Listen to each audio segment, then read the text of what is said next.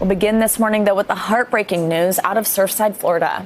Exactly 2 weeks after the deadly collapse, county officials have decided to formally end the search for survivors and shift now, sadly, to a recovery operation. Paxton Boyd from our NBC affiliate WTVJ joins us now in Surfside.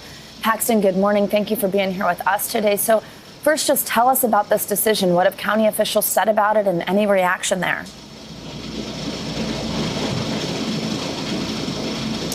Right. Good morning, Yasmin, Savannah. Yeah, this was the inevitable and gut-wrenching update that families simply just did not want to hear. As of midnight last night, search and rescue, I should say, efforts officially switched to that of recovery. And this comes 14 days after the collapse of the Champlain Tower South. Since that time, 54 people have been pulled out of that rubble. More than 80 are still unaccounted for at this time, with Wednesday marking the largest one-day total in the death toll. And it all made for an extremely powerful and emotional evening here in Surfside last night. Those first responders who have been working tirelessly on that pile for 2 weeks now, coming together, stopping for a moment of prayer, and just a block away at a makeshift memorial that has really blossomed over the last couple of weeks. A vigil was held by county, city, and state officials, along with community members who are mourning, to really pay respects to those who lost their lives. And Mayor Daniela Levine Cava, of course, saying that, first responders have officially just exhausted all possibilities here. Talk to us about the moment of silence last night. It was an incredibly emotional moment in making this transition from search and rescue to search and recovery, a real moment for all the victims of this incredibly tragic collapse.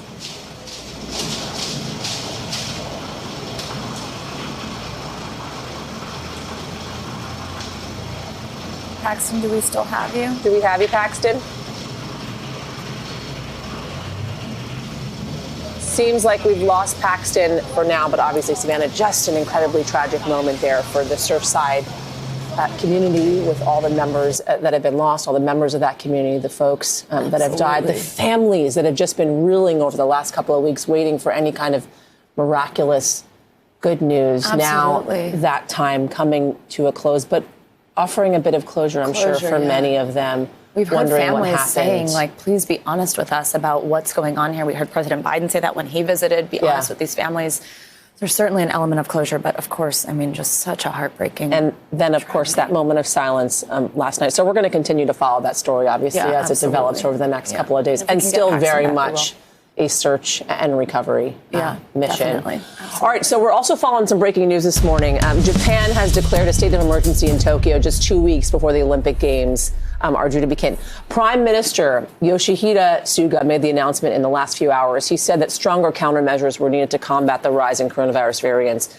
This state of emergency is going to remain in place throughout the Olympic Games and end on August 22nd. He did not say what the restrictions could actually be. Now, the variants are also a cause of concern in the United States. The highly contagious Delta variant is now the country's dominant strain. It's now responsible for more than half of all new cases nationwide. Just 2 weeks ago, the variant was only making up 30% of new infections, so that's quite a jump. NBC News Now correspondent Maura Barrett is following the latest on the variant this morning. Maura, good morning. So where are we seeing some of the biggest increases in Delta cases? I mean, are they these pockets where people aren't vaccinated? Where's this happening? Good morning, Savannah. Clearly, this Delta variant is spreading extremely rapidly. That's why we're seeing President Biden push even harder for people to get vaccinated, especially young people, because that's one pocket where we're seeing people getting sick. We're also seeing it really centralized here in the Midwest, in the center of the country. A lot of that is where we're seeing lower rates of vaccination, but specifically in Missouri, it's a major problem. Take a look at this. 73% of COVID cases there are linked to the Delta variant. And so I want you to hear more from Mercy Hospital in Missouri, their infectious disease specialist, yesterday at a press conference about the projection of cases there. Take a listen. We expect continued rise in cases over the next week or two, but then a bit of a fall, but maintaining a high number of patients over the rest of the summer and into the fall.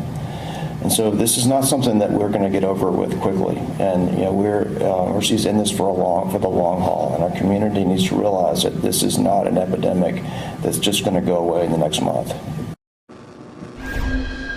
And experts are warning it's not going to stay in Missouri or in the Midwest either. We're seeing it in more than 100 countries globally. And so it's set to become the predominant strain globally as well, Savannah. So, Maura, the big question here, of course, is are you safe if you've had a vaccine? How effective are the vaccines against the Delta variant, especially as the country reopens? People who have been vaccinated are going without masks, indoors places. What does the latest research show us? Right. And so the vaccines are effective. That's the good news that we have here as we're seeing this strain populate around the world again. And so, again, that's why we're seeing this push from global leaders, President Biden here in the U.S. And scientists specifically are looking at the United Kingdom because they have a higher vaccination rate, but a way higher rate of Delta variant. 100% of their cases are the Delta variant there. And so scientists are worried that the U.S. could replicate what we're seeing in the U.K. But a new study there did show that if you have two doses of the Pfizer vaccine, that proves to be 96% effective in hospitalization, which is obviously that problem that we're seeing here among the unvaccinated. So if you're looking to get away from more serious infection, that's where the vaccine comes in hand. Now, you mentioned people traveling again, not wearing masks anymore. Some experts are warning that because we don't know how transmissible the Delta variant could be among the vaccinated, even if you're fully vaccinated, some scientists, experts, even like Dr. Fauci, are suggesting that it could be a good reason, even though it's not mandated, to start wearing masks again inside when you might not know if the people around you are fully vaccinated. Yeah, and we've also have heard from doctors here on this show. I know Yasmin has on her own show also that they're saying, reminding you, even if you've had the vaccine, pay attention if you do kind of come down with something, if you have a cold or something like that, to know that you could still spread it, maybe get a test if you can, that type of thing. All right, Maura, now to a grim milestone. The world just passed 4 million COVID deaths. What is the World Health Organization now saying about the global fight against the virus? I mean, you hear a number like 4 million, and even though things are opening up, even though it's starting to feel more normal, you can't ignore a number like that. And of course, we can't forget all those lives lost. What are they saying about how we're doing here? It's an absolutely tragic number, Savannah. To put it into perspective, the Peace Research Institute actually says that it's about equal to the number of lives lost, people killed in battle in all of the world's wars since 1982. So that's a very large, incredibly tragic number. The good news is that deaths are down since we've gotten that vaccine. But I want you to hear a little bit more from WHO's COVID-19 technical lead about the further outlook.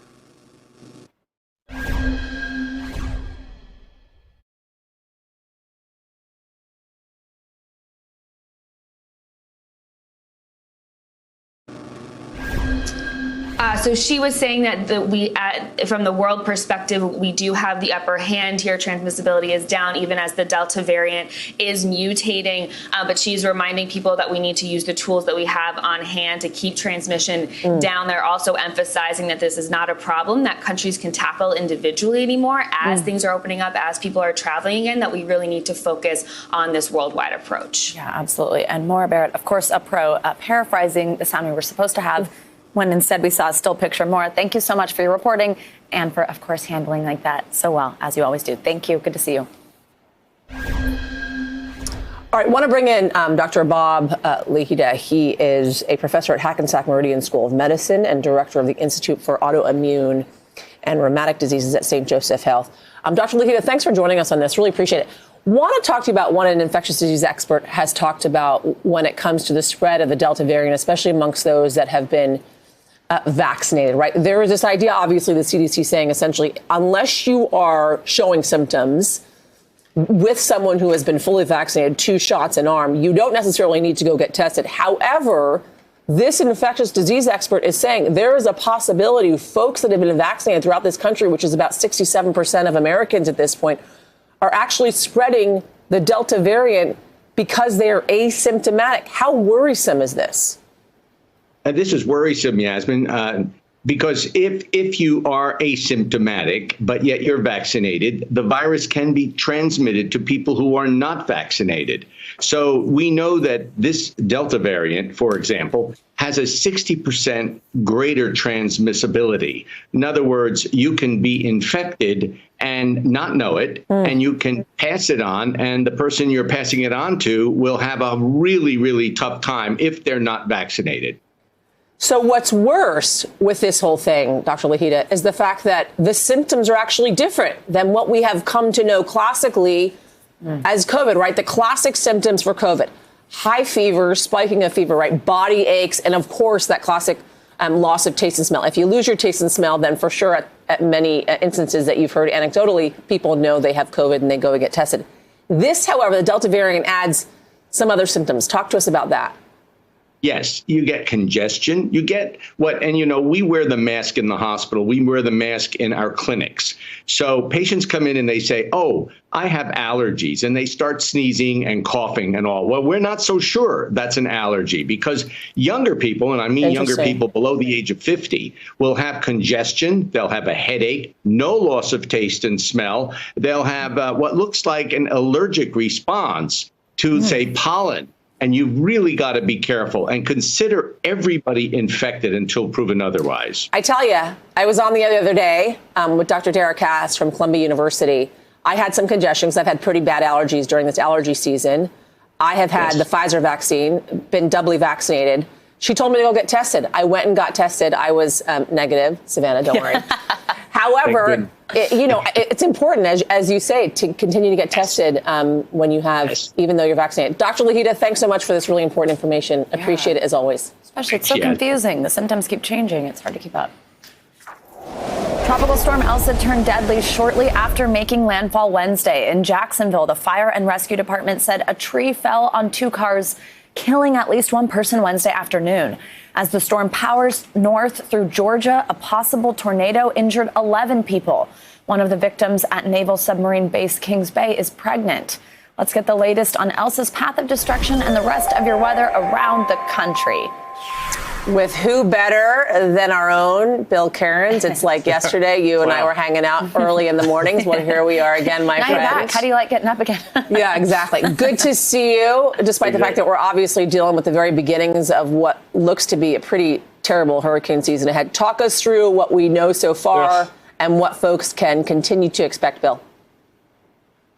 Yeah, good morning. Great seeing you guys. So we have like 3 weather stories going on, and all of them are kind of big in their own little way. But we'll start with ELSA. And of course, we were worried the tornadoes were going to be a threat, and we did have that one yesterday with all the injuries, and of course falling trees is always a concern. So we're not done yet. We still have tropical storm warnings that go all the way from Georgia to Cape Cod, and we also have flash flood watches from the heavy rain from this storm system from Raleigh through New York City all the way up into areas of Maine. So here's the latest on the storm. It is now moving right through the center of South Carolina, almost right over the top of Columbia. We do have a tornado watch that is issued for the Myrtle Beach and Wilmington areas, and a big shield of rain that's heading up for Raleigh for the peak of the early morning rush hour. We're not really too concerned with winds. Maximum gusts maybe 30 to 40 miles per hour. So we raced the storm during the day today through areas of North Carolina, some showers and thunderstorms towards the night towards D.C. Notice by 2 a.m. the storm was already in the southern portions of New Jersey. Heavy rain overnight hours for Philly and New York. So that's good with the timing of that heavy rain.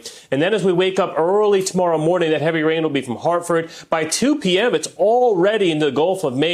So Portland will be getting some gusty winds and heavy rain, too. So what does all this mean? Peak wind gusts. To get down trees, you have to get wind gusts 40 to 50 miles per hour typically. That could happen on Cape Cod. It could happen on Long Island. But I think Boston and New York and Philadelphia are going to be okay with that. I think the strongest winds will remain off the shore. Again, the heavy rain potential. It's very humid out there. It'll be easy to get 2 to 3 inches of rain quickly. So we will have some flash flooding issues. And speaking of flash flooding, epic flooding has been taking place from Victoria to Corpus Christi. Rockport, Texas yesterday had a flash flood emergency with water rescues in homes. And Corpus Christi right now is under a flash flood warning. And we could see an additional 6 inches of rain in areas like Victoria. That's crazy stuff. And then I could go all day with all this weather stuff, guys. Then we have this epic heat wave that's going to happen this weekend in the West. We'll talk more about that next hour.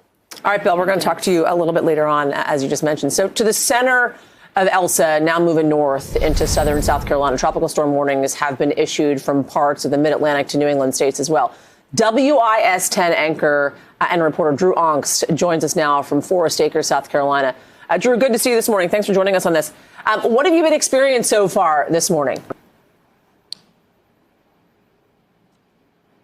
Hey, good morning. Yeah, what we've seen is pretty much consistent rainfall throughout the morning. We haven't heard of anything super severe in our area, but definitely out on the roadways, we've seen some ponding, some hydroplaning, that type of thing. And where we are right now, this is probably the worst of the flooding that we've seen. We've got about a foot of water here in this parking lot. And if you take a look right through the water, you can see there's actually a drain right where I'm standing here. And this is what we've been dealing with that kind of heavy rainfall that we've seen throughout the morning. Luckily, as the visibility has increased here this morning, we've also had a slowing of the rain in our area. Now, our meteorologists have said that parts of the Midlands here in Columbia are seeing some heavier rain. But right now, thankfully, no major issues in our area. Hey, Drew, just south of you, obviously in Jacksonville, a lot of things happening there. There's been some loss of life from this storm in the Caribbean. 3 people have died. One person lost their life in Florida as well, sadly. Talk to us about what's taken place just south of you in Jacksonville. Yeah, hearing about that kind of thing, it just kind of shows you how severe these storms are, how serious you need to take it. And that's why we want to tell people out there, even if, we're not seeing this the most severe part of this storm, it can be deadly. It can lead to things like this. And if you're driving through this kind of water, you hit that water real fast, and that can cause issues, and that can lead to some issues like what they're seeing in Jacksonville. And these types of storms, these types of severe weather situations can turn deadly. And that's why we want to be there for our viewers. We want to tell them what's going on. And that's why this kind of thing is so important to get that information out there. And obviously our hearts and prayers with those areas as well. Guys. All right, Drew Ongst for us in South Carolina. Appreciate it, Drew. Good to see you this morning. Please stay safe in the coming hours. Hey, NBC News viewers, thanks for checking out our YouTube channel. Subscribe by clicking on that button down here and click on any of the videos over here to watch the latest interviews, show highlights, and digital exclusives. Thanks for watching.